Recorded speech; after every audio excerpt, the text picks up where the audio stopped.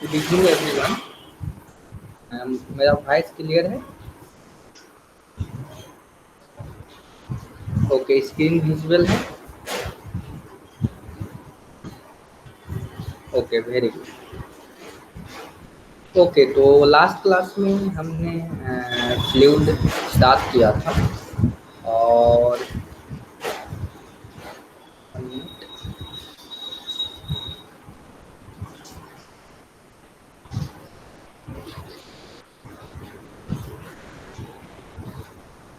Wait wait please wait.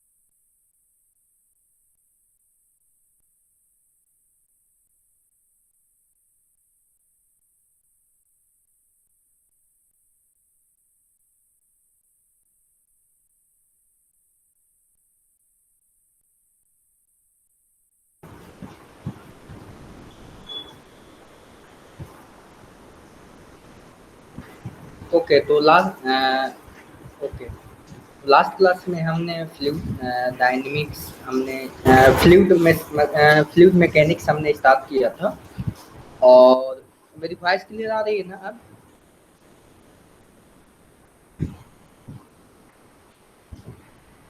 Please comment box में बताइए।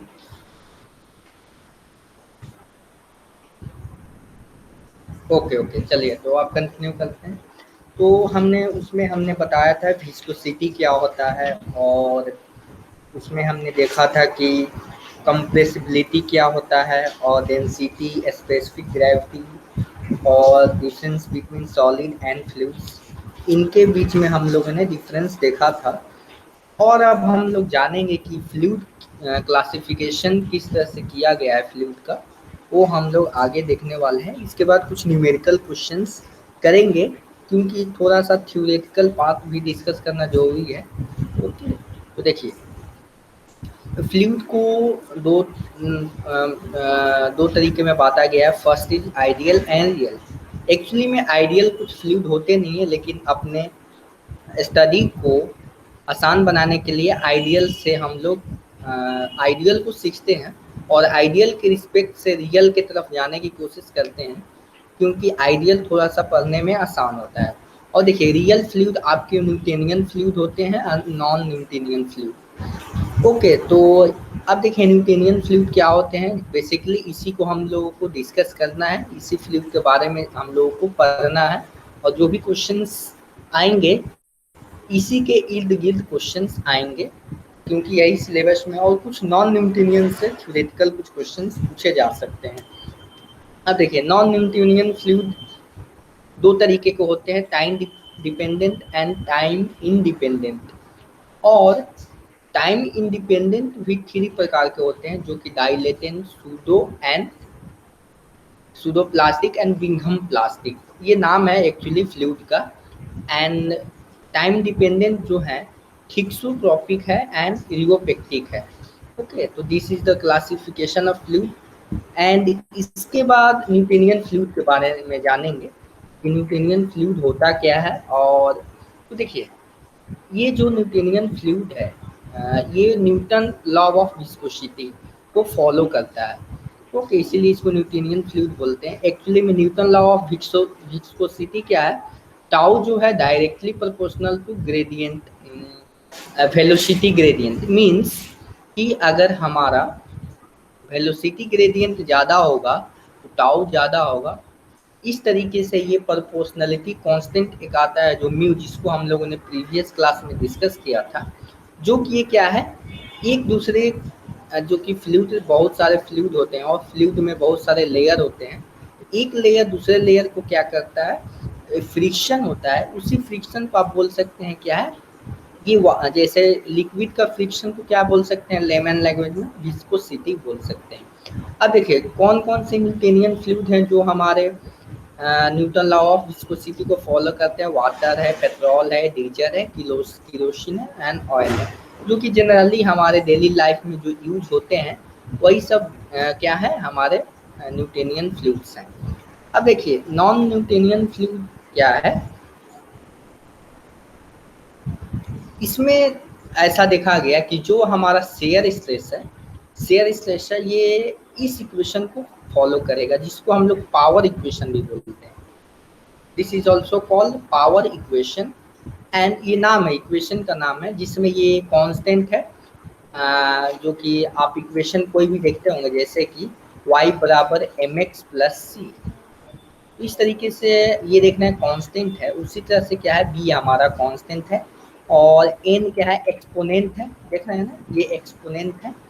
इस तरीके से नॉन न्यूटोनियन फ्लूइड को डिफाइन किया गया है। अब देखिए, अब ये हम लोग डाइलेटेंट फ्लूइड किसको बोलेंगे, क्योंकि देखिए डाइलेटेंट फ्लूइड हो गए या सूडोप्लास्टिक हो गया, बिंघम हो गया, ये सब को मैथमेटिकली कैसे डिफाइन किया गया, क्योंकि ये सब जितने भी है मैथमेटिकल इक्वेशन है, इसको मैथमेटिक्स से रिलेट किया गया है। उसमें देखा गया है कि जो हमारे डाइलेटेंट फ्लूइड्स हैं उसमें क्या होता है, बी जो है हमारा जीरो होता है, मतलब ये कांस्टेंट जो होते हैं जीरो होते हैं, और जो एन का वैल्यू है ग्रेटर देन 1 होता है। मीन्स इसका वैल्यू कितना होगा, एन का वैल्यू 2 हो जाएगा, 2.5 हो जाएगा, 1.5 हो जाएगा, और क्या हो जाएगा 3 हो जाएगा। इस तरीके से ये एन का वैल्यू हो सकता है। क्लियर है। अब हम लोग क्या करते हैं, इसको थोड़ा सा हम लोग इस पे मैथमेटिक्स इस्तेमाल कर रहे हैं। इसमें हमने क्या किया है, एन को दो तरीके में हमने डिस्ट्रीब्यूट किया। हमने क्या किया, d u by d y को n-1 लिखा into d u by d y के पावर 1। तो ये पावर क्या हो जाएगा, कैंसिल हो जाएगा। तो बेसिकली हमने क्या किया, इसमें थोड़ा सा चेंज किया।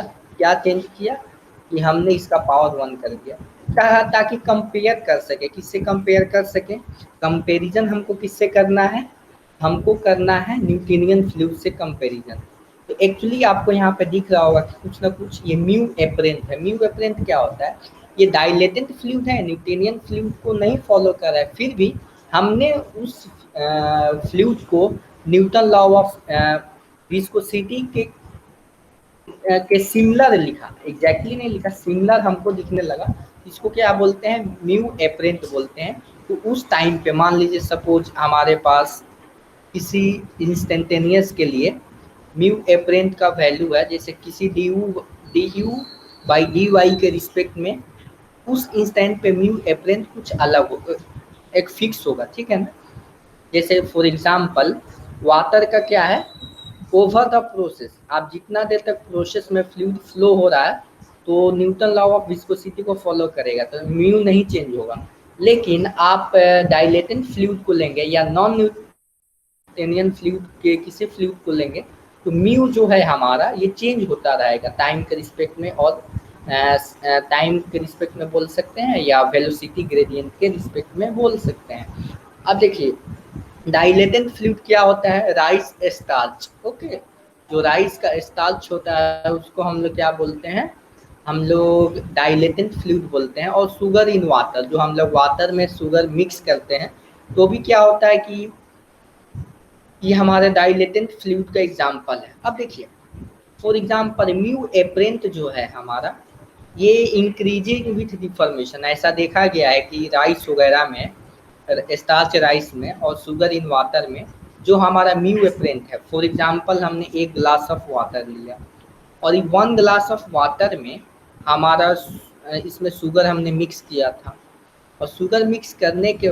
बाद हमने क्या किया, सपोज इसको इस तरीके से आप समझ सकते हैं, जैसे ये हमारे पास वाटर ग्लास है और इस ग्लास में वाटर है, और इस वाटर को हमने क्या किया, इसको 180 डिग्री से रोटेट कर दिया। ओके, क्या होगा, सारे वाटर्स नीचे क्या हो जाएंगे, फ्लो होंगे।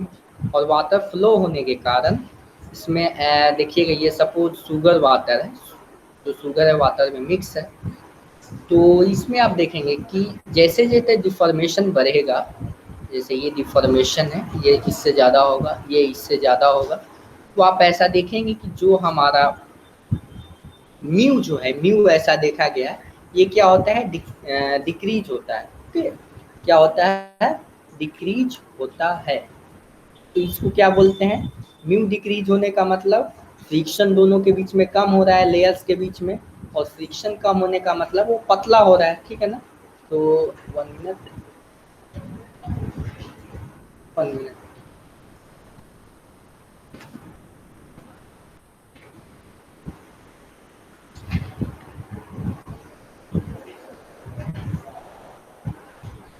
ओके, तो इस तरीके से आप देख सकते हैं कि जो हमारा यहाँ पे जैसे जैसे डिफॉर्मेशन बढ़ेगा, इसमें क्या होगा, फ्रिक्शन, 1 मिनट। तो इसमें जैसे जैसे डिफॉर्मेशन ऐसा देखा गया, एक्सपेरिमेंटल डाटा है ये, तो एक्सपेरिमेंट से देखा जाता है कि जो हमारा जो ये डाइलेटेंट फ्लूइड है, इसका विस्कोसिटी क्या होता है हमारा, इंक्रीज होता है। ओके, विस्कोसिटी क्या होता है, इंक्रीज होता है। और जैसे ही इंक्रीज होगा तो इसको क्या बोलते हैं, शेयर थिकनिंग फ्लूइड बोलते हैं। दूसरा नाम हमने दे दिया शेयर थिकनिंग। ओके, तो ये समझ में आया आप लोगों को। इसमें क्या होता है कि समय के साथ इसमें डाइलेटेंट फ्लूइड में हमारा ये म्यू जो होता है इंक्रीज होता है, म्यू इंक्रीज होता है, हमने यहाँ पे लिखा है। और म्यू इंक्रीज होने होने का मतलब क्या हुआ, जैसे म्यू इंक्रीज हुआ, म्यू इंक्रीज होने के कारण क्या हो जाएगा, फ्रिक्शन बढ़ेगा लेयर्स के बीच बीच में। और फ्रिक्शन बढ़ने का मतलब क्या हुआ कि जो हमारे लेयर्स हैं वक्त के साथ, समय के साथ ठीक होते जाएंगे डिफॉर्मेशन के बढ़ने के कारण। क्लियर हो रहा है बात, ये आपको क्लियर हुआ? अगर कोई डाउट है तो पूछ सकते हैं। एक्चुअली मैंने मिस्टेक से यहाँ पे पहली बार में म्यू को डिक्रीज यहाँ पे दिखाया था, जो मैंने गलती से बोला था। क्लियर है ये अब, क्लियर है? ओके, इसके बाद हम लोग देखेंगे pseudo plastic and Bingham, Bingham plastic fluid. तो सूडो प्लास्टिक में देखा गया जो हमारा ये बी होता है ये 0 होता है, एंड एन जो होता है लेस देन 1 होता है। ओके, तो म्यू एपरेंट इसमें डिक्रीज होता है विथ रिस्पेक्ट टू डिफॉर्मेशन। तो सूडो प्लास्टिक को क्या बोलते हैं, थिनिंग प्लास्टिक बोलते हैं, क्योंकि इसमें म्यू डिक्रीज हो रहा है, फ्रिक्शन लेयर्स के बीच में कम हो रहा है। इसका मतलब क्या होगा कि जो लेयर्स हैं वो पतले होते जाएंगे, इसीलिए थिनिंग इसको बोला गया है। अब देखिए बिंघम प्लास्टिक फ्लूइड, इसमें क्या होता है, बी जो होता है जो 0 नहीं होता है, जैसे इस केस में बी, फर्स्ट केस में डाइलेटेंट में बी 0 था, लेकिन इसमें क्या हुआ, इसमें भी बी 0 था, लेकिन अब बी 0 नहीं रखेंगे तो हमारा जो बिंघम, इस टाइप के बिहेवियर को हम लोग क्या बोलते हैं, बिंघम प्लास्टिक बोलते हैं। और ये जो आप टूथपेस्ट जो होता है आपका, बिंघम प्लास्टिक फ्लूइड का एग्जाम्पल है। क्लियर है ना, क्लियर है? ये जैसे बिंघम प्लास्टिक किसको बोलते हैं, जैसे कि सबसे पहले जो हमारा फ्लूइड है, जैसे टूथपेस्ट है, तो सबसे पहले वो फिर सॉलिड जैसा बिहेव करेगा। ओके, पहले सॉलिड जैसा बिहेव करेगा, उसके बाद वो फ्लूइड की तरह बिहेव करेगा। सपोज ये आपके पास टूथपेस्ट है, जब उसको प्रेस करते होंगे तो सबसे पहले सॉलिड के फॉर्म में निकलता होगा, फिर वो लिक्विड की तरह बिहेव करता है। तो इसी को क्या बोलते हैं, बिंघम प्लास्टिक फ्लूइड बोलते हैं। अब देखिए सारे जो हमने पढ़ा, dilatant fluid and pseudo plastic, इसको हमने प्लॉट करने की कोशिश की है किस पे, किस ग्राफ पे, shear stress and deformation. Okay, तो देखिए टाउ इक्वल टू क्या होता है, mu d u by d y, और क्या लिख सकते हैं, mu d theta by d t. तो यहाँ से आप देख सकते हैं कि जो इस इक्वेशन से कि जो हमारा न्यूटेनियन फ्लूइड है, ये जो है, ये जो आपका ये जो आपका कर्व है, ये न्यूटेनियन फ्लूइड को शो कर रहा है। और ये जो है डाइलेटेड फ्लूइड को शो कर रहा है। क्योंकि अगर सपोज आप इस तरीके से आप समझ सकते हैं कि ये ग्राफ होते हैं कि n ग्रेटर देन 1 का नेचर इस तरीके से होता है, आप मैथमेटिक्स में पढ़े होंगे, और लेस देन 1 का नेचर कुछ इस तरीके से होता है। क्लियर है? अब देखिए, इसके बाद हम लोग देखेंगे, हमने कौन कौन से फ्लूइड के बारे में डिस्कस कर लिया। अब देखिए, टाइम डिपेंडेंट के बारे में तो डिस्कस कर लिया, अब टाइम इंडिपेंडेंट के बारे में डिस्कस कर लिया, अब टाइम डिपेंडेंट के बारे में डिस्कस करेंगे। इसका ग्राफ ऐसे देखा गया है कि टाइम डिपेंडेंट जो थिक्सोट्रॉपिक है, इसका जो है म्यू जो है डिक्रीज होता है टाइम के रिस्पेक्ट में। ओके, म्यू जो होता है डिक्रीज होता है टाइम के रिस्पेक्ट में। और यहाँ पर देख सकते हैं कि ये जो है, ये जो आपका जो ग्राफ दिख रहा है, इस ग्राफ में अगर यहाँ पे एक एंगल ड्रॉ करते हैं थीटा, और यहाँ पे करते हैं थीटा, तो आप देख रहे होंगे ये जो एंगल है बड़ा है किस एंगल से, सेकेंड वाला। First angle is theta 1 is greater than theta 2। इसका मतलब क्या हुआ, जो थीटा है ये म्यू को डिनोट कर रहा है। म्यू जो है हमारा, म्यू क्या है, हमारा विस्कोसिटी है, उसको डिनोट कर रहा है। तो थिक्सोट्रॉपिक में क्या होता है कि म्यू जो होता है डिक्रीज होता है, और रियोपेक्टिक में क्या होता है, म्यू इंक्रीज होता है। तो फाइनली ये आपको ग्राफ ध्यान में रखना है। ओके, क्लियर है? यहाँ तक क्लियर है? बताइए। अब देखिए, अब कुछ एक्सपेरिमेंटल डाटा आपको ध्यान में रखने हैं। Mu at 20 degree centigrade, mu जो है 20 डिग्री सेंटीग्रेड पे 1 सेंटीपॉइस वैल्यू होता है। ओके, तो सेंटीपॉइस आपको मालूम है, सेंटीपॉइस को हम लोग 1 सेंटीपॉइस को लिख सकते हैं कि 1 into 10⁻⁻2 poise. Okay, and 1 poise equal to होता है 0.1 newton second. Okay, 1 poise equal to क्या होता है, न्यूटन सेकेंड मीटर स्क्वायर। इसको क्या लिख सकते हैं, 10⁻³ न्यूटन सेकेंड मीटर स्क्वायर। ये 1 सेंटीपॉइस किसका वैल्यू होता है, H2O का। ये आपका विस्कोसिटी है, viscosity mu of H2O at 20 degree centigrade. Okay, clear है? अब देखिए, mu of Hg at 20 degree centigrade 1.55 centipoise आपका होता है। ये दो आपको वैल्यूज आपको ध्यान में रखने हैं। क्लियर है? यहाँ तक क्लियर है? तो बताइए, आगे प्रोसीड करेंगे हम लोग। ओके, इसके बाद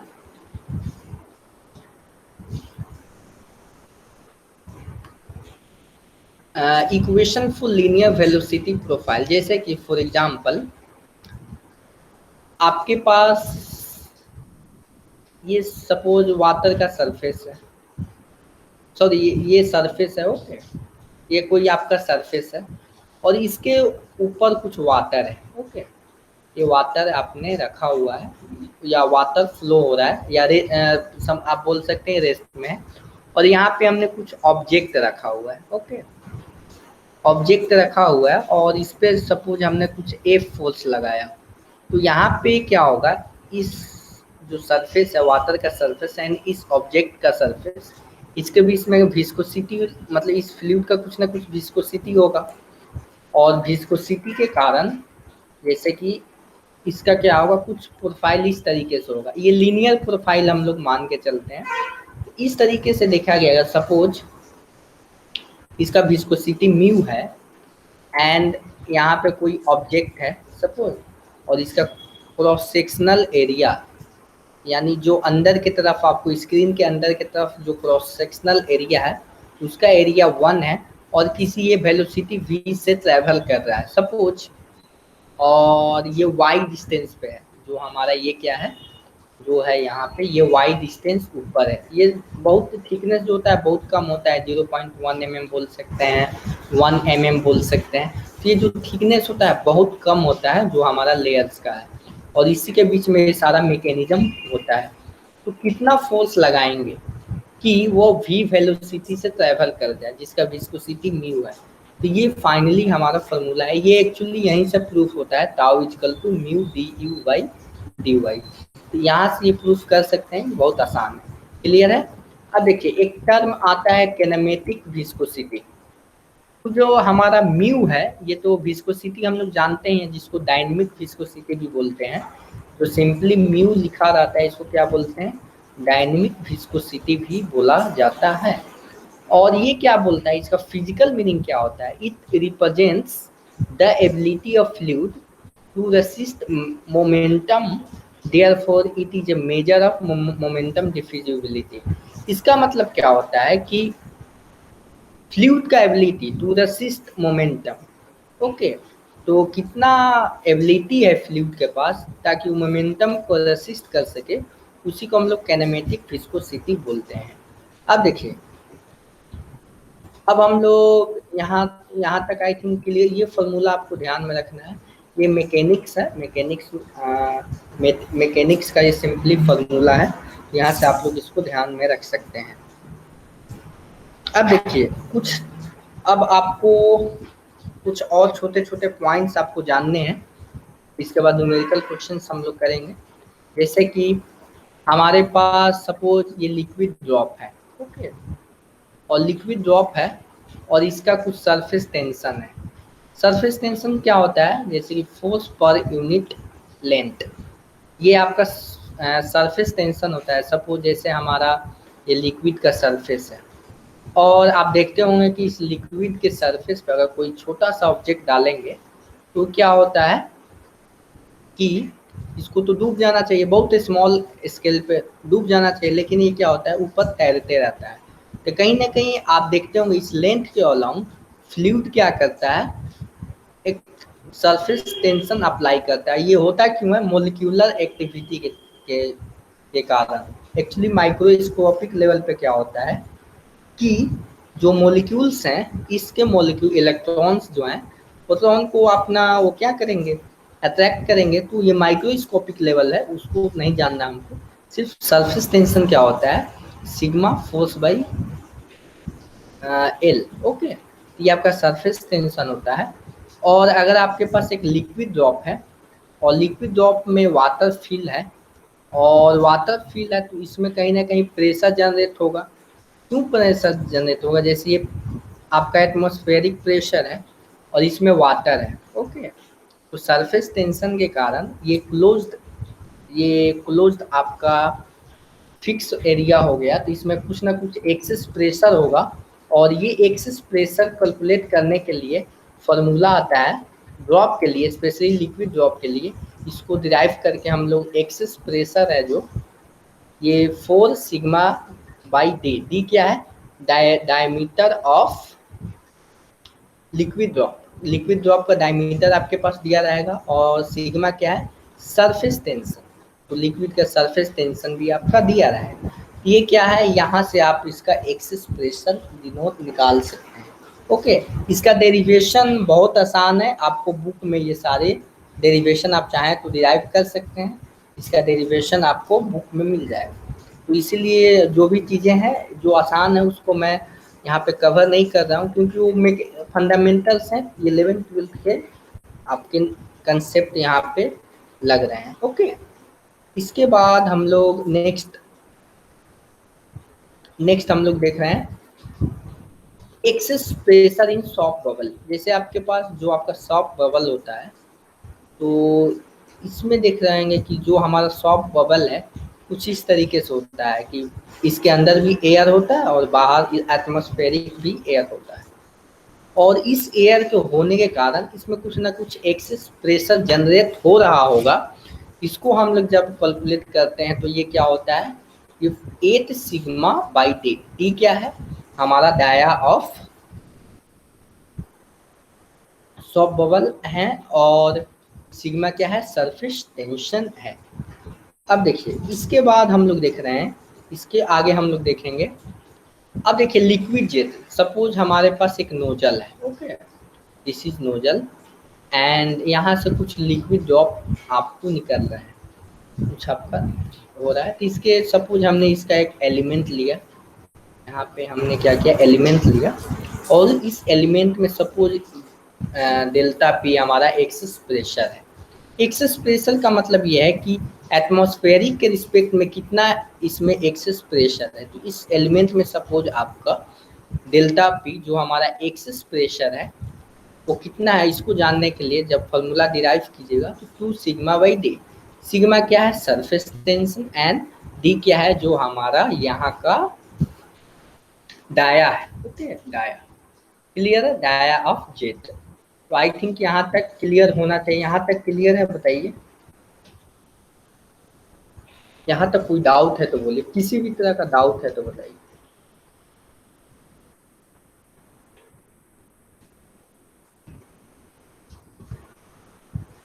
एनी डाउट?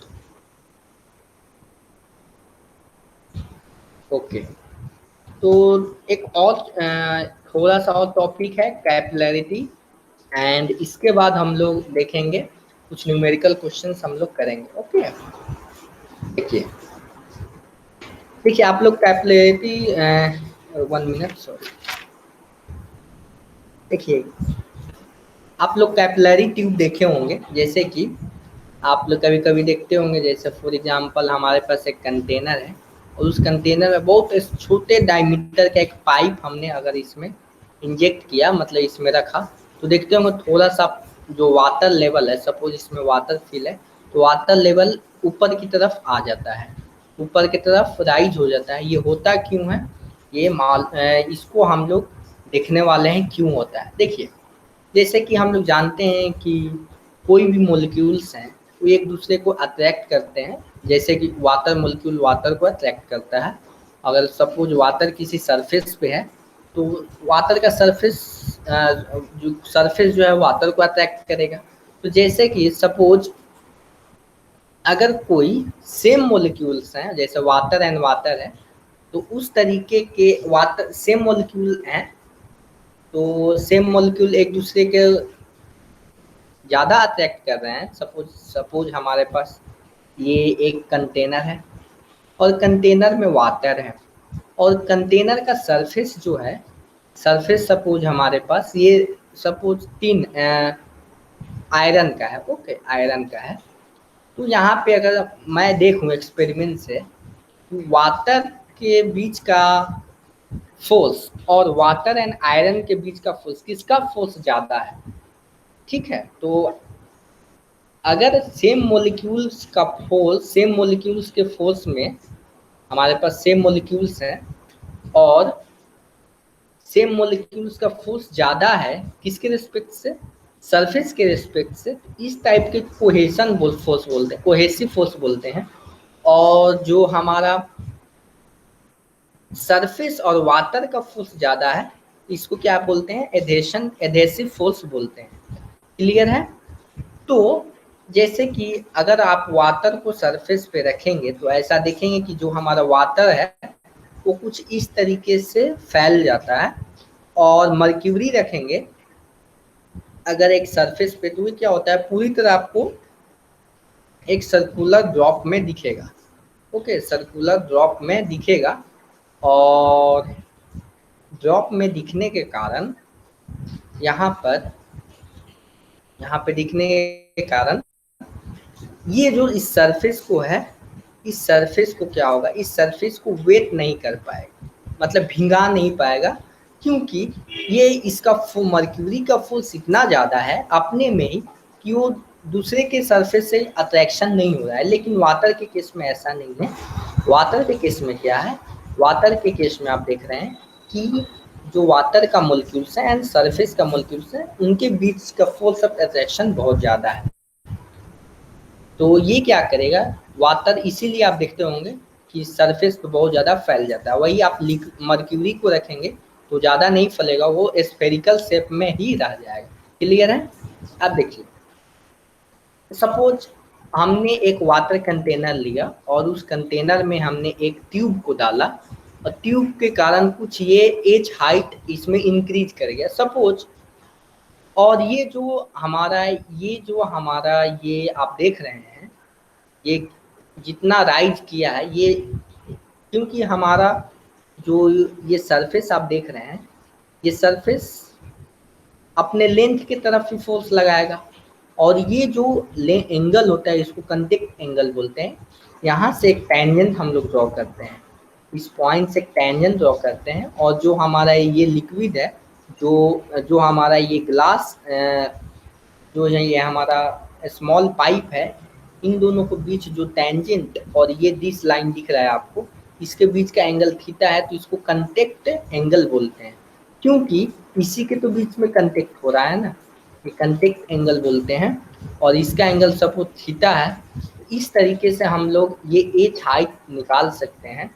एच हाइट क्या होता है? एच जो है कैपिलरी राइज है, ये राइज इन कैपिलरी, ये कितना हाइट एक्चुअली में ये वाटर ऊपर गया, इसको हम लोग फाइंड करते हैं। इसका डायरेक्ट फॉर्मूला है 4 sigma cos theta by rho g d. Okay, this is the formula of this capillary rise. Okay, clear है? अब देखिए यहाँ पे सिग्मा जो रो है density of fluid, d dia of tube, g acceleration due to gravity जिसका value 9.8 meter per second square generally हम लोग लेते हैं, थीटा कंटेक्ट एंगल है, एंड सिग्मा सरफेस टेंशन।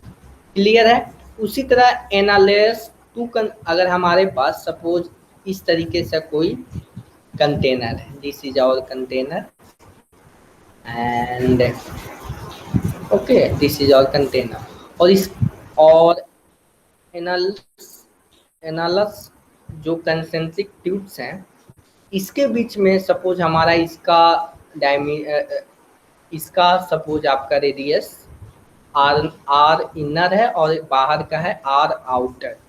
तो इस तरीके से अगर वाटर में रखा हुआ है, सपोज ये वाटर का कंटेनर है और इसमें हमने इस ट्यूब को डाला हुआ है, कंसेंट्रिक एनालस ट्यूब्स को अगर सपोज हमने डाला है इस तरीके से, तो आप देख सकते हैं, यहाँ से देख सकते हैं इसमें कुछ ना कुछ लिक्विड राइज होगा, और ये राइज एच निकालने के लिए हम लोग क्या करेंगे, इस फॉर्मूले का यूज करेंगे।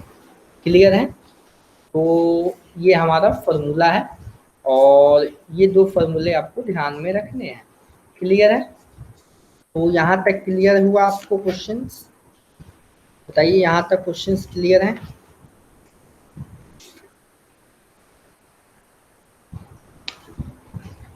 चलिए, यहाँ तक तो आपको, अब इसके बाद क्वेश्चंस हम लोग करने वाले हैं, उस क्वेश्चंस को हम लोग देखेंगे। कुछ मैं क्वेश्चंस मैं आपको यहीं पे लिखूंगा और आपको क्वेश्चंस आपको सॉल्व करने हैं। क्वेश्चन है जैसे कि हमारे पास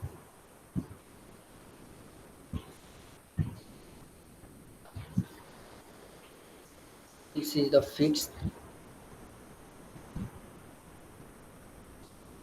सपोज इसके बीच में ये 2 प्लेट्स हैं और ये प्लेट्स आपका फिक्स है, और ये आपका एक लिक्विड है, ओके, जिसका म्यू है 0.5, म्यू आपका 0.5 दिया हुआ है, और ये प्लेट सपोज यूनिट 1 इसका वेलोसिटी है v से जा रहा है 1 मीटर पर सेकेंड से, ये आपको दिया हुआ है।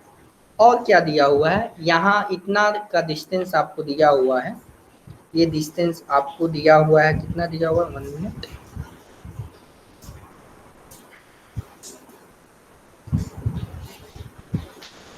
Please wait.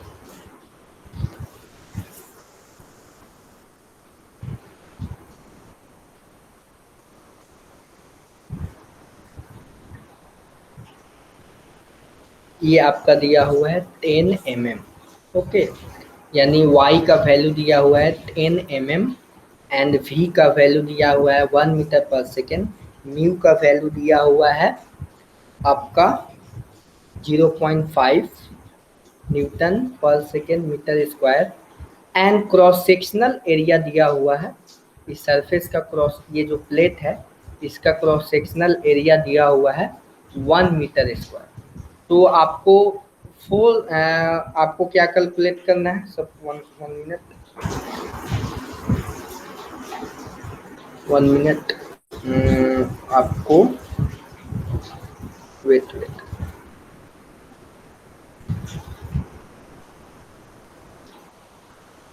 रुक जाइए, क्वेश्चन को मैं पूरी तरीके से लिख लूँ, उसके बाद हम लोग आगे प्रोसीड करें।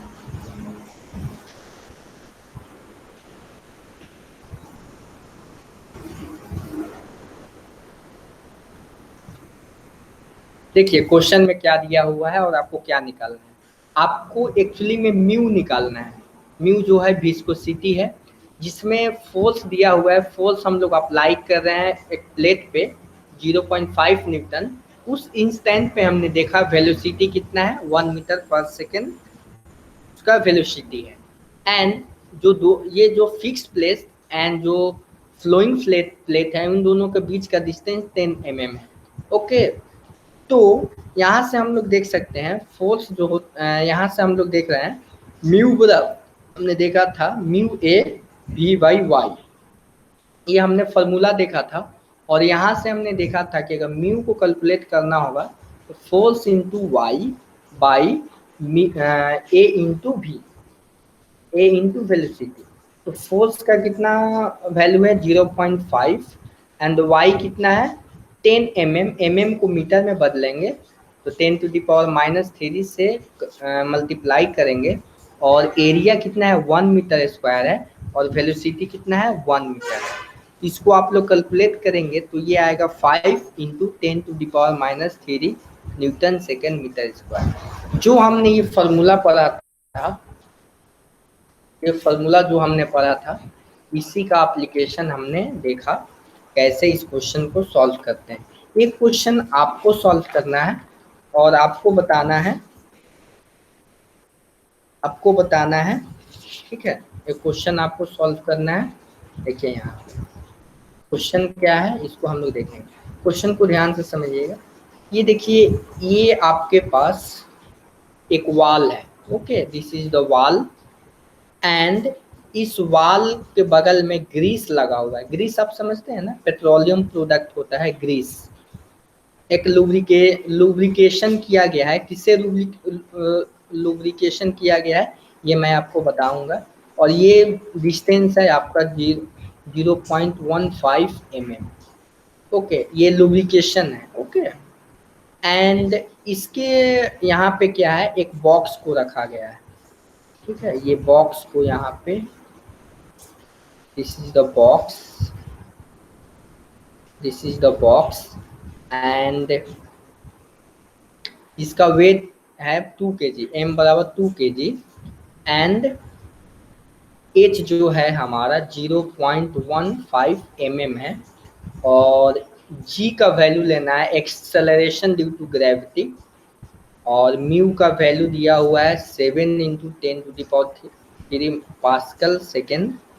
तो आपका फोर्स का वैल्यू निकालना है, सॉरी फोर्स का 1 मिनट, फोर्स नहीं निकालना है, आपको वेलोसिटी निकालना है। वेलोसिटी क्या होगा, ये किस वेलोसिटी से आगे जा रहा होगा ये आपको फाइंड करना है। और ये फॉर्मूला आपको यूज करना है, mu a v by y. Y की जगह पे एच दिया हुआ है आपका, एच का मतलब वाई। तो आप इसको कैलकुलेट करके बताइए। यहाँ से आपको किसका वैल्यू फाइंड करना है, आपको फाइंड करना है v का वैल्यू। और एरिया ऑफ क्रॉस सेक्शन आपको दिया हुआ है, area of cross section 0.04 meter square. Okay, clear है। इसको सॉल्व कीजिए और v का वैल्यू बताइए।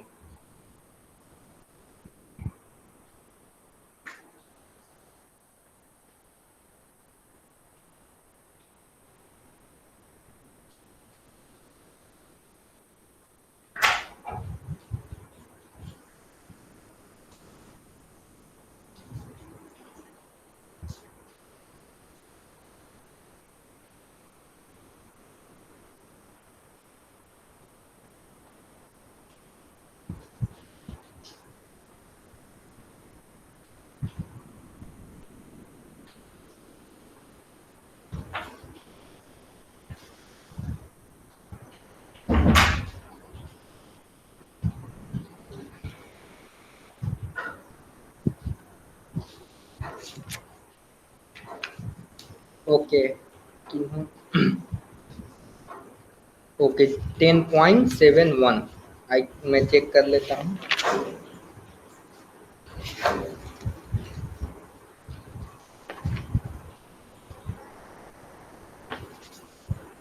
ओके वेरी गुड, आपका आंसर सही है।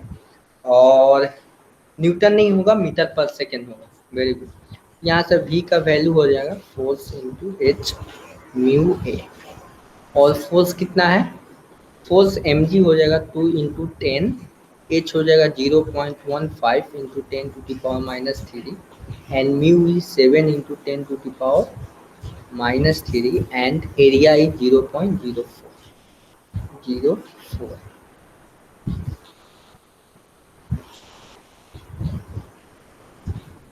Okay, so this is becomes, I think I also completed.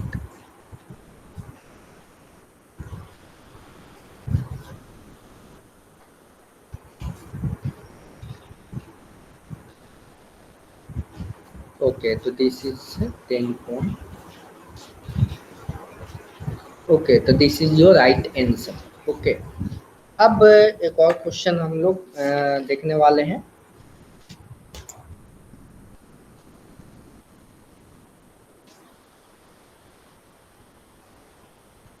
Suppose हमारे पास एक इक्वेशन दिया गया है,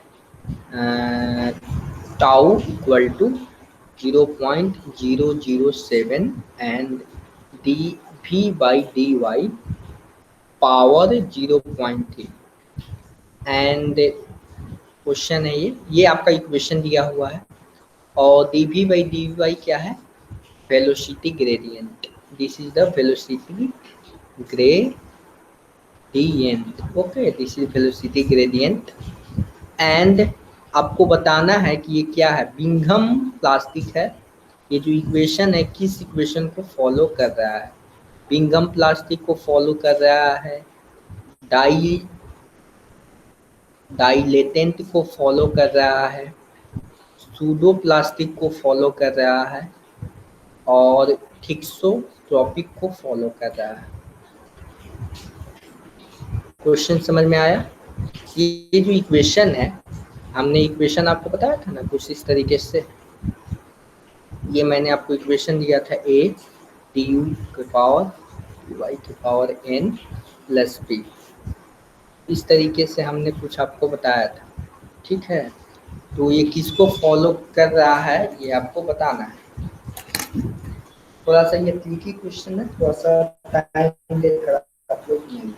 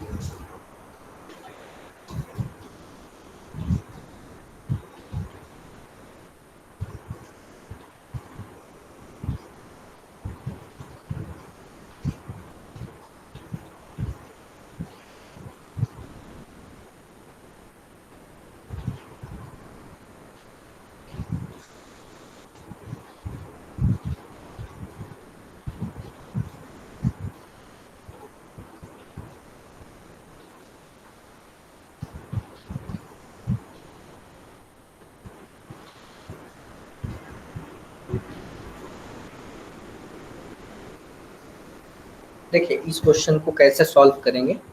एक्चुअली मैंने ये बताया अभी कि जो हमारा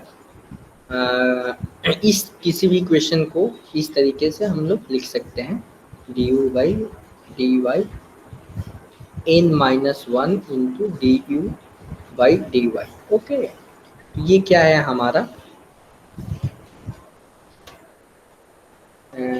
this is the mu apparent, जिसको हम लोगों ने म्यू एपरेंट नाम दिया था। और एंड 1 मिनट, थोड़ा सा इसमें हमने मिस्टेक किया है। इस क्वेश्चन को सही से हम लोग पढ़ेंगे। ओके, देखिएगा ध्यान से, थोड़ा सा देखें। इस क्वेश्चन में क्या किया गया है, this is your mu apparent, sorry मैंने वहां पे ताऊ लिख दिया था, इस क्वेश्चन को ध्यान से समझिएगा। ये जो दिया हुआ है म्यू एपरेंट का वैल्यू दिया हुआ है, किसका दिया हुआ है, म्यू एपरेंट का वैल्यू दिया हुआ है, इसलिए आप शायद नहीं बना पाए, ये मेरी गलती है।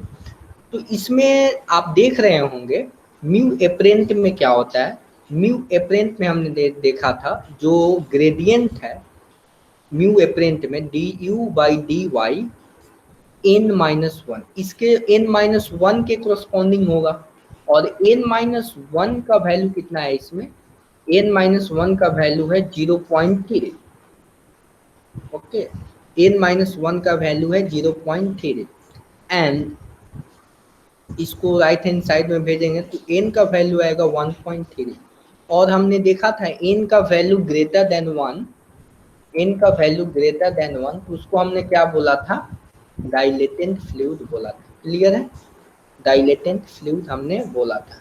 ये क्वेश्चन समझ में आया। क्वेश्चन में क्या आपको दिया गया था, म्यू एपरेंट आपको दिया हुआ था और आपसे पूछा गया था कि ये कौन सा फ्लूइड है, तो एक्चुअली में डाइलेटेंट फ्लूइड होगा, ये ताऊ का वैल्यू नहीं था, ताऊ का वैल्यू में कुछ d v by d y और ऐड होना चाहिए, क्लियर है, जो कि इसमें नहीं था। क्लियर हुआ है क्वेश्चन, क्वेश्चन से कोई कंफ्यूजन तो नहीं है, कोई कंफ्यूजन तो नहीं है इस क्वेश्चन में, आई थिंक कंफ्यूजन नहीं होना चाहिए, क्लियर है, ओके। अब कुछ और क्वेश्चंस हम लोग करेंगे, लेकिन उससे पहले एक प्रेशर मेजरमेंट चैप्टर है उसको मैं पढ़ाता हूँ, और कल के क्लास में हम लोग प्रेशर मेजरमेंट और फर्स्ट चैप्टर जो हमारा था बेसिक्स यानी प्रॉपर्टीज ऑफ फ्लूइड्स का, उस दोनों का क्वेश्चन करेंगे, लेकिन हमारे पास अप्रोक्स 10-12 मिनट टाइम है, तो हम लोग सेकेंड चैप्टर में इंटर कर जाते हैं, और नेक्स्ट क्लास में कल हम लोग कुछ प्रॉब्लम्स और देखेंगे। देखिए यहाँ पे चैप्टर 2 में आपको क्या है, प्रेशर मेजरमेंट, एक्चुअली ये मेन चैप्टर है, मेन चैप्टर एक्चुअली में यहीं से स्टार्ट हो रहा है। देखिए प्रेशर को कैसे डिफाइन किया गया है, external normal force exerted per unit area, ठीक है, तो ये जो फोर्स होगा एक्सटर्नली किसी न किसी के द्वारा अप्लाई किया जाएगा, और वो भी नॉर्मल फोर्स होना चाहिए। जैसे आप पढ़े होंगे या जानते होंगे फोर्स दो तरीके, प्रेशर दो तरीके के होते हैं, शेयर प्रेशर और बोल सकते हैं फोर्स दो तरीके के होते हैं, normal force and shear force, okay. तो जो हमारा सरफेस है, जैसे ये हमारा सपोज यहाँ पर जो सरफेस के परपेंडिकुलर है, सरफेस के परपेंडिकुलर एक्सर्ट होता हो, सरफेस के परपेंडिकुलर एक्सर्ट होता है, इसको नॉर्मल प्रेशर बोलते हैं, और सरफेस के पैरेलल जो एक्सर्ट होता है, जो कि हमारे फ्लूइड के केस में शेयर स्ट्रेस हो रहा था, इस तरीके को क्या बोलते हैं, शेयर स्ट्रेस बोलते हैं, और इस तरीके के फोर्स को नॉर्मल फोर्स बोलते हैं। जैसे कि और प्रेशर एक्चुअली में डिनोट क्या करता है, आप एक्चुअली में आप जानना चाहेंगे कि what is the pressure at molecular level, तो मॉलिक्यूलर लेवल को इस तरीके से डिफाइन किया गया है, representative of number of collision पर सेकेंड। प्रेशर का मतलब ये होता है कि जो हमारे फ्लूइड मॉलिक्यूल्स हैं वो वाल पे, जो हमारे वाल हैं किसी न किसी कंटेनर में वो फ्लूइड आपको रखे रहेंगे, उस फ्लूइड का कितना नंबर ऑफ कोलिजन्स, फ्लूइड का कितना कोलिजन हो रहा है पर सेकेंड। क्योंकि सपोज आपके पास एक बैलून है और बैलून में आप एयर फिल किए हुए हैं, आप देखते होंगे कि इसका जो सरफेस है बहुत ज़्यादा हार्ड हो जाता है, मतलब हार्ड हो जाता है, क्योंकि जो एयर मॉलिक्यूल्स इस पर बम्बार्डिंग करते हैं और इसको क्या करते हैं, प्रेशर एक्सर्ट करते हैं, ओके, उसी तरीके से आप इसको समझ सकते हैं। और जो हमारा प्रेशर है, जैसे कि ये क्या होता है, कंप्रेसिव इन नेचर, कभी भी टेंसाइल नहीं होता है। जैसे कि अगर आपके पास वाटर है, अगर आप वाटर सब में अगर सपोज वाटर के अंदर जाते हैं, सपोज एक शिप है, और शिप वाटर के नीचे है। जैसे आप देखे होंगे ना, पनडुब्बी भी आप लोग देखे होंगे, तो वो क्या होता है, वाटर के नीचे चलता है। और वाटर के नीचे क्या होगा, ये कभी भी कंप्रेसिव फोर्स लगाएगा जो वाटर है। तो इसी तरीके से जो हमारा जो प्रेशर है वो कंप्रेसिव इन नेचर है। और इसको जैसे अगर हम लोग एक डायग्राम पे ड्रॉ करते हैं, सपोज हमारे पास नॉर्मल प्रेशर है और शेयर प्रेशर है, तो इसको अगर हम लोग डिनोट करें नॉर्मल फोर्स और शेयर फोर्स, तो हम लोग जानते हैं कि जो कंप्रेसिव नेचर होता है, और इधर ये क्या है, पॉजिटिव एक्स है, पॉजिटिव है, इधर क्या है, ये पॉजिटिव है, इधर जाएंगे तो निगेटिव हो जाएगा और इधर जाएंगे तो निगेटिव हो जाएगा। उसी तरीके से इसीलिए हम लोग कंप्रेसिव को क्या करते हैं, हम लोग निगेटिव साइन मान के चलते हैं। ओके, कंप्रेसिव को निगेटिव साइन मानकर चलते हैं। और इसको हम लोग डिनोट करेंगे, तो ये ग्राफ है, एक्चुअली में सिंपल ग्राफ है। इसके बाद पास्कल लॉ एक्चुअली में क्या होता है, देखिए पास्कल लॉ का कहना है, पास्कल साहब ने दिया था कि pressure at any point in static fluid है हमारे पास, तो equal in all direction. Suppose ये हमारे पास कंटेनर है, और कंटेनर के सपोज यहाँ पे प्रेशर आप पूछेंगे कि यहाँ पे प्रेशर क्या है, तो प्रेशर इधर भी वही होगा जो इधर होना चाहिए, इधर होना चाहिए, इधर होना चाहिए। तो ऑल डायरेक्शन में क्या होगा, प्रेशर क्या होगा, सेम होगा। तो इसीलिए प्रेशर जो होता है ना, स्केलर क्वांटिटी होता है, इसका कोई डायरेक्शन नहीं होता, इसका इन्फिनाइट डायरेक्शन हो जाएगा। आप बोल सकते हैं यानी कोई डायरेक्शन नहीं है, हर जगह प्रेशर क्या है, सेम है। ठीक है ना। प्रेशर अगर सपोज आप इस हॉरिजेंटल लाइन पे देखेंगे, इस हॉरिजेंटल प्लेन पे आप देखेंगे, तो इस हॉरिजेंटल प्लेन पे आपको प्रेशर क्या मिलेगा, सेम मिलेगा। क्लियर है, प्रेशर क्या मिलेगा, सेम मिलेगा। इसके ऊपर और नीचे जाएंगे तो अलग मिलेगा, क्योंकि वाटर का लेवल जैसे जैसे आप नीचे जाएंगे तो वाटर का जो ग्रेविटी फोर्स के कारण जो प्रेशर आ रहा है वो तो इंक्रीज करेगा, लेकिन एक हॉरिजेंटल प्लेन में आप देखेंगे तो ये क्या होगा, फोर्स क्या होगा, प्रेशर सेम होगा हर डायरेक्शन में। क्लियर है। अब देखिए इसका एप्लीकेशन हम लोग यूज करते हैं किसी कार को लिफ्ट करने के लिए। ठीक है ना। अगर यहाँ पे सपोज जैसे प्रेशर क्या होता है, फोर्स बाई एरिया, तो एरिया कम रखेंगे, अगर एरिया यहाँ पे सपोज हमने कम रखा है तो प्रेशर क्या हो गया, हाई हो गया है। और इसी प्रेशर हाई होने के कारण इस ये जो हमारा लिफ्ट है, इसको हमने प्रेशर हाई होने के कारण क्या हो जाएगा, यहाँ पे इस फ्लूइड में, सारे फ्लूइड में तो प्रेशर सेम जगह सेम है, लेकिन इसी प्रेशर को हमने ट्रांसमिट कर दिया, क्योंकि ये फ्लूइड का प्रॉपर्टी है कि वो प्रेशर को ट्रांसमिट कर देता है। क्लियर है। तो इसका यूज हम लोग कार को लिफ्ट कराने में यूज करते हैं, जो कि यहाँ पे देखिए एक्चुअली में होता क्या है, अगर यहाँ पे प्रेशर 10 है सपोज और यहाँ पे 10 है, तो प्रेशर बराबर क्या होता है, फोर्स बाई एरिया। और अगर हमने प्रेशर 10 रखना है तो फोर्स को क्या रख सकते हैं, 10 रख सकते हैं, और एरिया को 1 रख सकते हैं, या क्या रख सकते हैं, यहाँ पे रख सकते हैं कि फोर्स को 2 रखेंगे, 20 रखेंगे, तो हमको एरिया 2 रखना पड़ेगा। ठीक है। तो अगर एरिया बढ़ाएंगे तो क्या हो जाएगा, हमारा एरिया बढ़ाएंगे तो फोर्स उसके कोरस्पॉन्डिंग बढ़ेगा, लेकिन यहाँ पे आप देख रहे होंगे फोर्स बराबर क्या होता है, 1 minute, pressure force by area, और फोर्स बराबर प्रेशर इनटू एरिया। ओके, तो यहाँ पे आप देख रहे हैं कि जैसे ही यहाँ पर प्रेशर तो सारी जगह सेम है, और यहाँ एरिया कम होने के कारण यहाँ पे फोर्स कम लगाना पड़ेगा, लेकिन इधर साइड में क्या करना पड़ेगा, फोर्स ये ऑटोमेटिकली प्रेशर की हेल्प से हमारा फोर्स इधर ज़्यादा हो जाएगा। क्लियर है। लेकिन ये अगर हम लोग यहाँ पे देख रहे होंगे कि ये यहाँ तक समझ में आया ना, और ये इसको जितना हम लोग दबाएंगे उसके कंपैरिजन में ये बहुत कम दबेगा। समझ में आ रहा है ना। अगर ये 10 मीटर हम लोगों ने सपोज प्रेस किया तो ये 1 मीटर करेगा। क्लियर है। आई थिंक ये क्लियर होगा, ये आप लोग डेली लाइफ में इसको देखे भी होंगे। अब देखिए इसके बाद एक कंसेप्ट आता है एब्सोल्यूट प्रेशर का।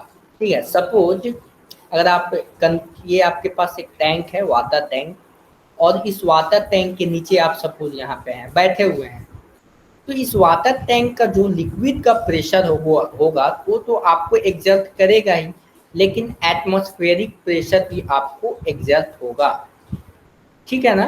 तो इसी को एब्सोल्यूट, सपोज आप वाटर टैंक के अंदर हैं, तो वाटर टैंक के अंदर की दो तरीके के आपको फोर्स दिखाई देंगे, किस प्रेशर दिखाई देंगे, एक तो वाटर का खुद होगा और एक एटमॉस्फेरिक होगा। इसीलिए एब्सोल्यूट प्रेशर जो होता है पी एटमॉस्फेरिक और पी गेज के समेशन के बराबर है। गेज क्या है? गेज एक्चुअली में ये वाटर कितना एग्जर्ट कर रहा है। अगर हमने अगर एक सपोज जो स्केल लिया है, तो जो स्केल में हमने मेजर किया है सपोज, तो इस पे उस स्केल पर लिखा रहता है गेज स्केल है या एब्सोल्यूट स्केल है, ठीक है ना। तो गेज स्केल में क्या होता है, एक्चुअली में वाटर एक्चुअली में कितना प्रेशर एग्जर्ट कर रहा है, ये गेज का काम है। लेकिन एब्सोल्यूट प्रेशर अगर मेजर करना होगा तो एटमॉस्फेरिक प्रेशर भी ऐड करना पड़ेगा। क्लियर है? अब इसके बाद एक होता है वैक्यूम प्रेशर। वैक्यूम प्रेशर क्या होता है कि pressure less than atmospheric pressure, इसको वैक्यूम प्रेशर बोलते हैं। ठीक है, यहाँ तक क्लियर है? बताइए यहाँ तक।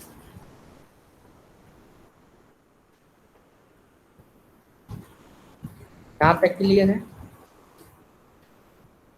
ओके, तो देखिए आज का यहीं तक क्लास रहने देते हैं। बेसिकली कल हम लोग क्या करेंगे, हाइड्रोस्टैटिक लॉ एंड प्रेशर के बारे में हम लोग जाने, प्रेशर मेजरमेंट डिवाइस के बारे में जानेंगे।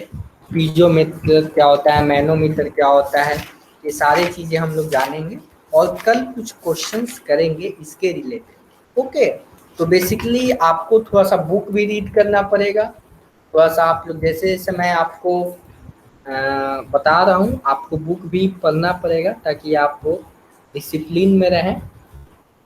और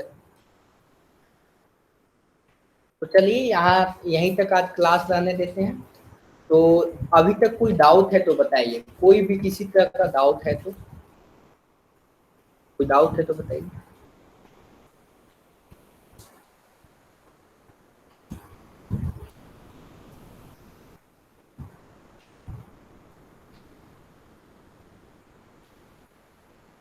कोई डाउट है बताइए।